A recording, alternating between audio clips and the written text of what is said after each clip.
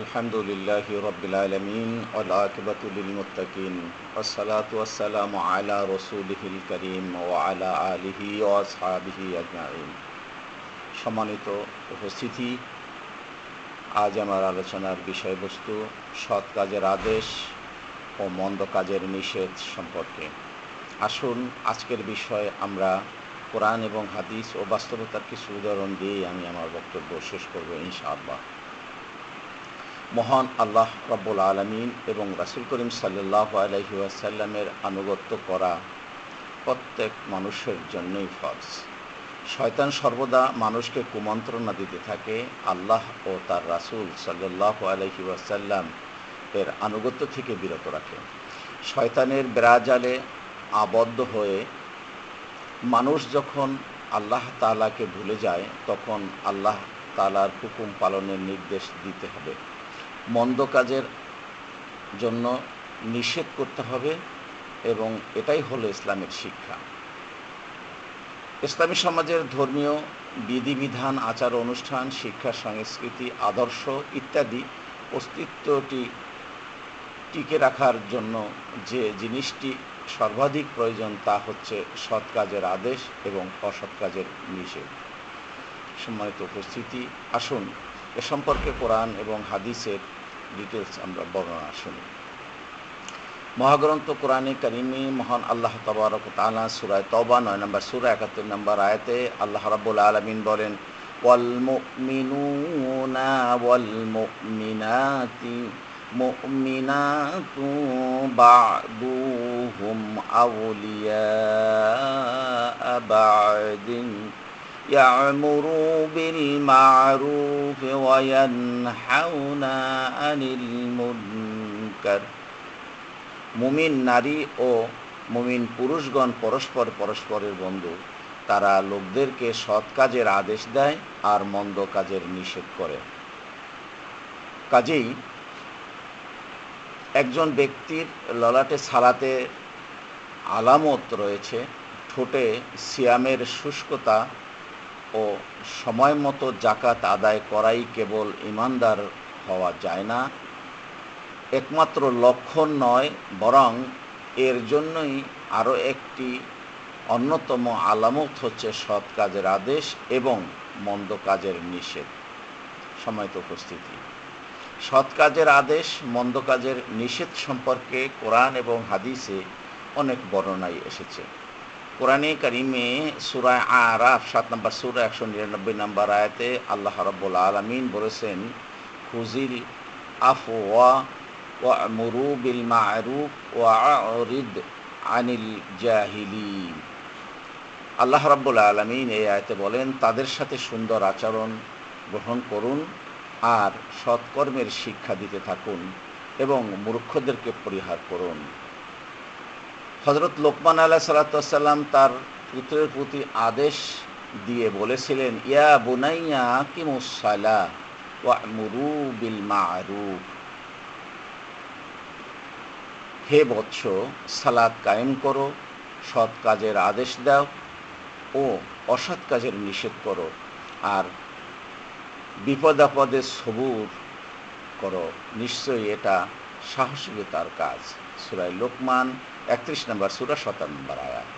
অন্য আয়াতে আল্লাহ রাব্বুল আলামিন স্পষ্ট করে ঘোষণা দিয়েছেন সূরা তওবা 9 নম্বর সূরা 112 নম্বর আয়াতে আল্লাহ রাব্বুল আলামিন বলেন, আত-তাইবুনাল আবিদুনাল হামিদুন।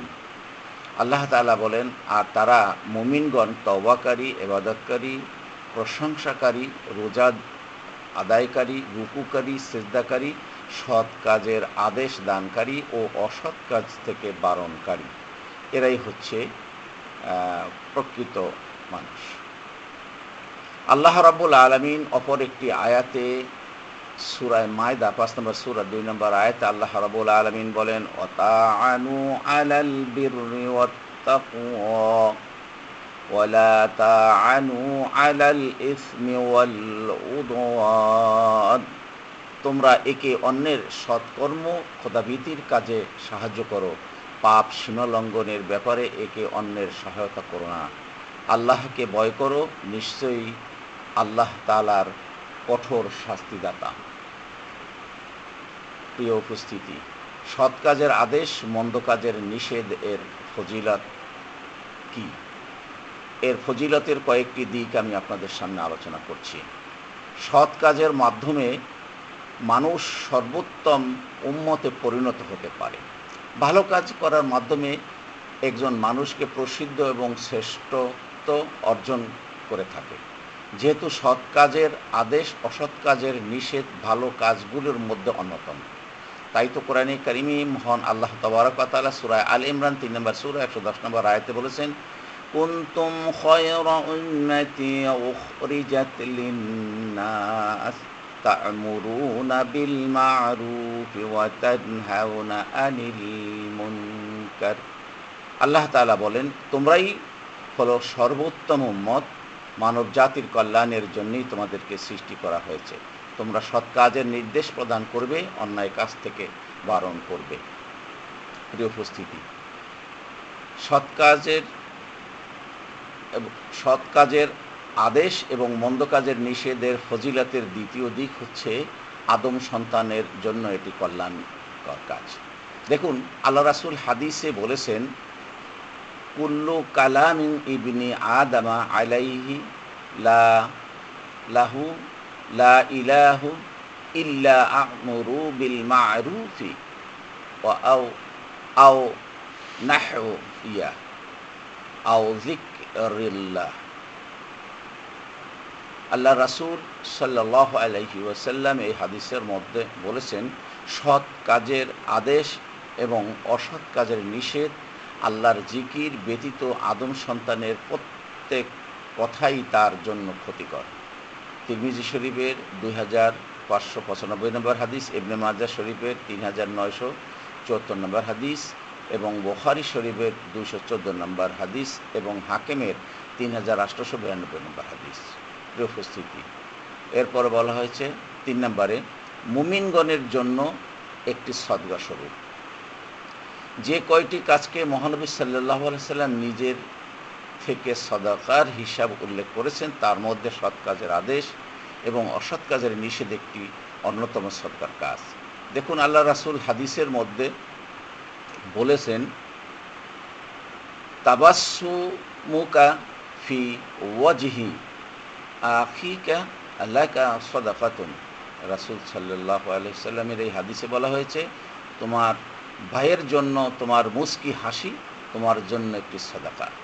তোমার সৎ কাজের আদেশ অসৎ কাজের নিষেধ তোমার জন্য একটি সাদাকা। অতএব এগুলো আমাদেরকে পালন করতে হবে।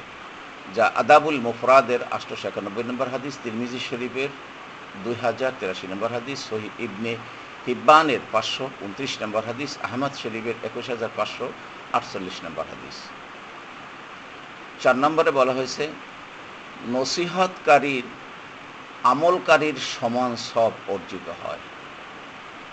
সৎ কাজের আদেশ ও অসৎ কাজের নিষেধ নিজেদেরকে সংশোধনপূর্বক যারা সৎ পথে ফিরে আসবে এবং সৎ আমল করবে, নসিহতকারীগণের জন্য সেই আমল না করলেও তাদের সমান সওয়াবের অংশীদার হবে।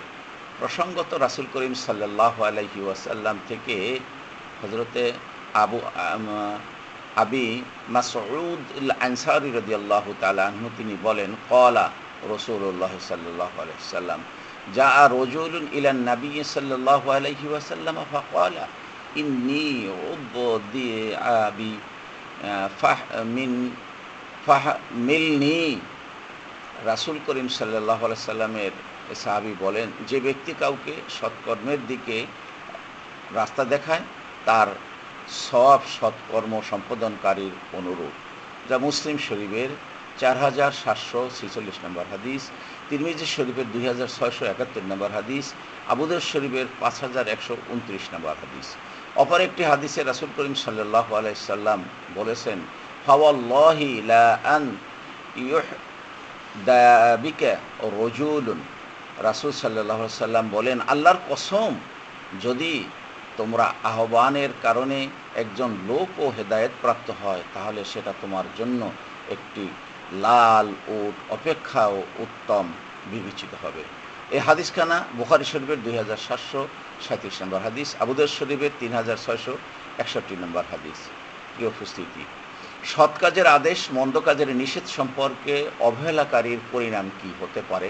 প্রত্যেকটি কাজেরই একটি পরিণতি রয়েছে, তাই ভালো কাজ করলে তার সাথে সাথে তার সওয়াব সে পাবে, আর মন্দ কাজ করলে তাও সে পাবে। যদি কেউ তা করে তার জন্য কঠিন শাস্তিরও বিধান রয়েছে। নিম্নে আমি কয়েকটি শাস্তির বিধানের কথা বলছি। প্রথমত, যদি মন্দ কাজ করে তার এবং সৎ কাজ না করে, তাহলে এর অবহেলার পরিণতি কি হতে পারে? প্রথম পর্যায়ে হচ্ছে প্রাকৃতিক দুর্যোগ নাজিলের অন্যতম কারণ হতে পারে এটা। আল্লাহ রাসূলের হাদিসের মধ্যে বলেছেন, মা মিন রজুলিন ইয়াকুনু ফি কওমি ইউমালু ফীহিম।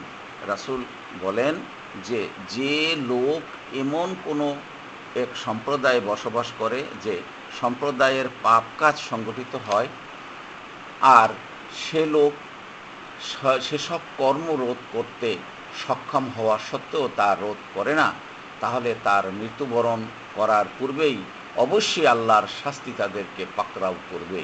আবু দাউদ শরীফের 4339 নম্বর হাদিস, সহিহ ইবনে হিব্বানের 300 নম্বর হাদিস, আহমদ শরীফের 19230 নম্বর হাদিস। অন্য একটি হাদিসে রাসূল সাল্লাল্লাহু আলাইহি ওয়াসাল্লাম বলেছেন, মা মিন কওমিন ইউমালু ফীহিম বিল মাআসিয়া। রাসূল সাল্লাল্লাহু আলাইহি ওয়াসাল্লামের থেকে এই হাদিসখানা বলেন যে কোনো জাতির মধ্যে প্রকাশ্যে পাপাচার হতে থাকে এবং তাদের প্রভাবশালী ব্যক্তিরা ক্ষমতা থাকা সত্ত্বেও তাদের বাধা দেয় না, তখন আল্লাহ তাআলা তাদের উপরে ব্যাপক শাস্তি পাঠান। এই হাদিসখানা ইবনে মাজাহ শরীফের 4009 নম্বর হাদিস। প্রিয় উপস্থিতি, এরপরে বলা হচ্ছে যে মন্দ কাজের যে পরিণতি কি হতে পারে। কোনো সৎ লোকেরাও এর পরিণাম থেকে রেহাই পাবে না। সমাজে এক শ্রেণীর মানুষ সৎ দাবি করে, তারাও কিন্তু এখানে রেহাই পাবে না। সমাজে যে সমস্ত লোক বা ব্যক্তিরা খুবই ভালো বা সৎ জীবনযাপন করে, আনুষ্ঠানিক ইবাদতগুলো যথাযথভাবে আদায় করে, সর্বদা জিকির আজকারে মশগুল থাকে, সে সমস্ত লোককেও আল্লাহ তাআলা এই পাপ থেকে রেহাই করবেন না। কোরআনে কারিমে আল্লাহ রাব্বুল আলামিন সূরা আনফাল 8 নম্বর সূরা 25 নম্বর আয়াতে আল্লাহ তাআলা বলেছেন, ওয়াত্তাকু ফিতনাতাল লা তুসিবান্নাল্লাযীনা যালামু মিনকুম। আর তোমরা এমন ফাসাদ থেকে বেঁচে থাকো যা বিশেষত শুধু তাদের উপরে পতিত হবে না যারা তোমাদের মধ্যে জালেম, বরং সৎ লোকগণও তা ভোগ করে থাকেন। এবং জেনে রাখো যে আল্লাহর আযাব অত্যন্ত কঠিন। অন্য একটি হাদিসে রাসূল করিম সাল্লাল্লাহু আলাইহি ওয়াসাল্লাম বলেছেন, নাযালা নাবিয়্যুম মিনাল আম্বিয়াই ইলাল আখিরিল হাদিস। এই হাদিসে রাসূল করিম সাল্লাল্লাহু আলাইহি ওয়াসাল্লাম থেকে হযরত আবু হুরায়রা রাদিয়াল্লাহু তাআলা আনহু বলেন, রাসূল বলেছেন, নবীগণের কোনো এক নবী গাছের নিচে অবতরণ করেন, তাকে একটি পিঁপড়ার কামড় দেয়। তিনি এক সহচরদের নির্দেশ দিয়ে পিঁপড়াগুলোকে বের করে বাসাসহ জ্বালিয়ে দেন। তখন আল্লাহ তাআলা তার প্রতি ওহী নাযিল করেন, তুমি একটি মাত্র পিঁপড়াকে সাজা দিলে না কেন? তোমাকে তো সকল পিঁপড়া কামড়ায়নি।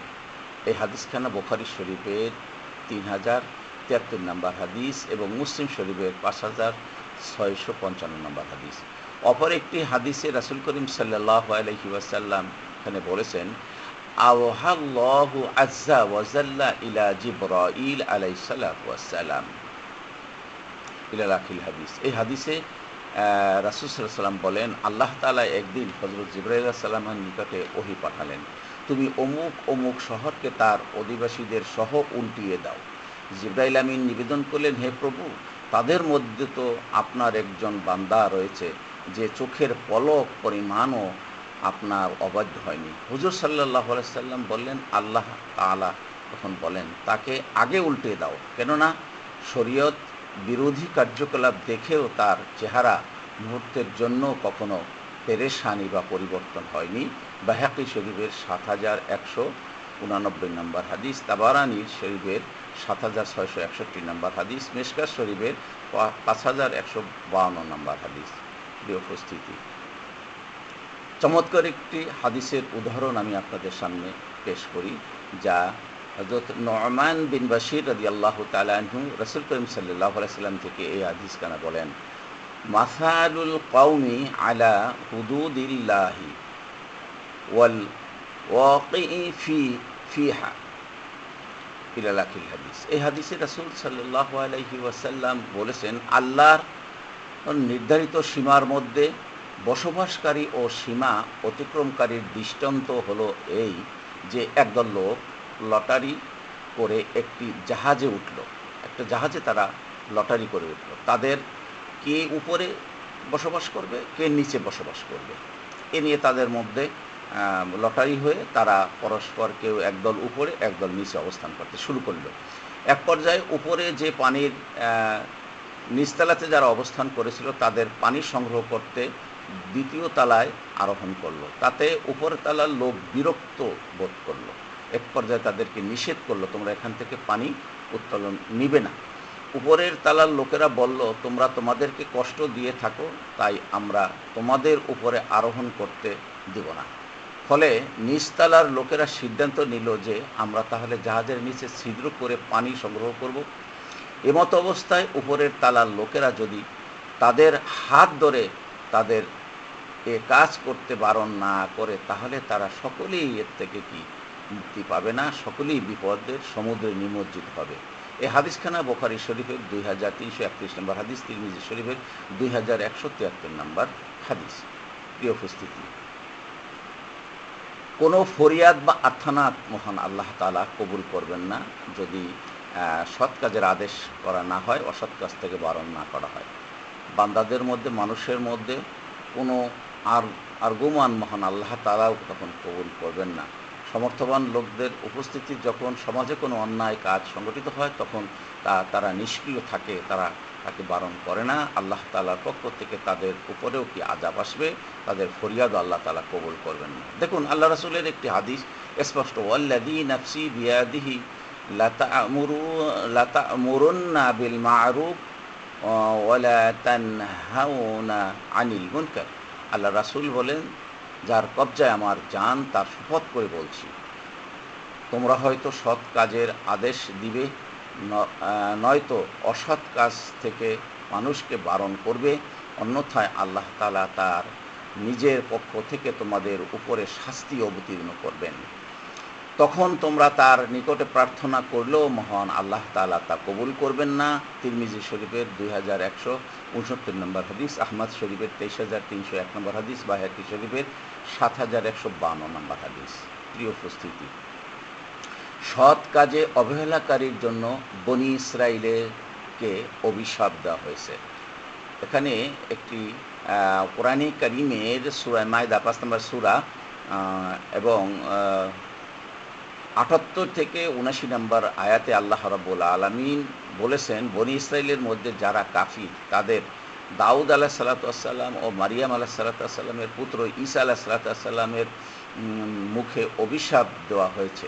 এটা এ কারণে যে তারা অবাধ্যতা এবং সীমা লঙ্ঘন করত, তারা পরস্পরকে মন্দ কাজের নিষেধ করত না, তারা যা করত তা অবশ্যই মন্দ ছিল। প্রিয় উপস্থিতি, সৎ কাজের আদেশ, মন্দ কাজের নিষেধের প্রকারভেদ। সৎ কাজের আদেশ, মন্দ কাজের নিষেধ 3 প্রকার। একটি হচ্ছে ফরজে কেফায়া, দ্বিতীয় হচ্ছে ফরজে আইন, তৃতীয় হচ্ছে মুস্তাহাব। ফরজে কেফায়া বলতেই আমরা কি বুঝি? শরিয়ত বিরোধী কাজটি যদি কোনো ফরজের লঙ্ঘন অথবা স্পষ্ট হারাম কাজ করে, তা হচ্ছে ফরজে কেফায়া মতো আদেশ, অর্থাৎ সৎ কাজের আদেশ ও অসৎ কাজের নিষেধ করা ফরজ। মহান আল্লাহ তাবারক ওয়া তাআলা কোরআনে কারীমে স্পষ্টভাবে সূরা আলে ইমরান 3 নম্বর সূরা 104 নম্বর আয়াতে বলছেন, ওয়ালতাকুম মিনকুম উম্মাতুন ইয়াদউনা ইলাল খায়র ওয়া ইয়া'মুরুনা বিল মা'রুফ ওয়া ইয়ানহাউনা আনিল মুনকার। আল্লাহ তাআলা বলছেন, তোমাদের মধ্যে এমন একটি দল থাকা উচিত যারা আহ্বান জানাবে সৎ কাজের প্রতি, নির্দেশ দিবে ভালো কাজের এবং বারণ করবে অন্যায় কাজ থেকে।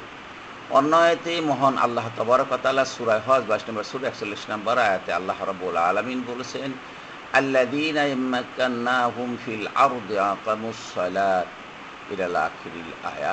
এই আয়াতে আল্লাহ তাআলা বলেন, তারা এমন লোক, তাদেরকে যদি আমি পৃথিবীর শক্তি সামর্থ্য দান করলে তারা নামাজ কায়েম করবে, যাকাত দিবে, সৎ কাজের আদেশ দিবে, অসৎ কাজ থেকে নিষেধ করবে, প্রত্যেক কর্মের পরিণাম আল্লাহর এখতিয়ারভুক্ত। প্রিয় উপস্থিতি, সৎ কাজের আদেশ ও মন্দ কাজের নিষেধ সম্পর্কে এর কয়েকটি ধারাবাহিকতা আমি আপনাদেরকে বলছি, যা পর্দায় দেখুন। 3 স্তরের মাধ্যমে এটা করা যেতে পারে। প্রথমত এটা কি, প্রথম আদেশ হলো, সৎ কাজের আদেশকে যদি আপনি বাস্তবায়ন করতে চান, প্রথমে হাত বা শক্তি ক্ষমতা দ্বারা, যেখানে হাত বা শক্তি বা ক্ষমতা দ্বারা এটাকে বারণ করার চেষ্টা করতে হবে। দ্বিতীয়ত মুখ দ্বারা। তৃতীয়ত অন্তরে ঘৃণার মাধ্যমে।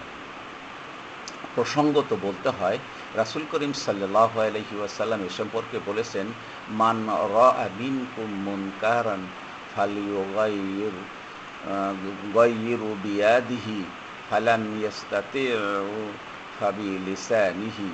আল্লাহ রাসূল সাল্লাল্লাহু আলাইহি ওয়াসাল্লাম বলেন, তোমাদের কেউ যখন কোনো মন্দ কাজ হতে দেখবে, তখন সে যেন তা হাত দ্বারা প্রতিরোধ করে। যদি হাত দ্বারা প্রতিরোধ করার শক্তি না থাকে, তাহলে যেন কথা দ্বারা প্রতিবাদ করে। যদি তারও সমর্থন না থাকে, তাহলে যেন অন্তরে অন্তরে ঘৃণা করে। এটা হচ্ছে সবচেয়ে দুর্বল ইমানের সর্বনিম্ন স্তরের কথা বলা হয়েছে। সহিহ মুসলিম 83 নম্বর হাদিস।